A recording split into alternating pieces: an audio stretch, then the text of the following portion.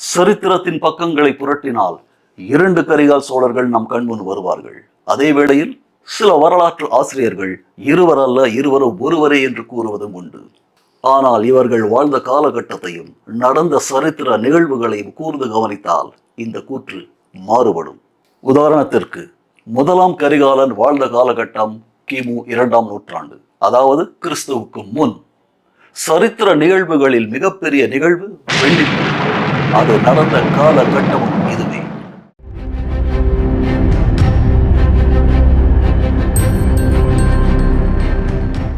இரண்டாம் கரிகாலன் வாழ்ந்த ஆண்டு கிபி 1ஆம் நூற்றாண்டு, அதாவது கிறிஸ்துவுக்கு பின்.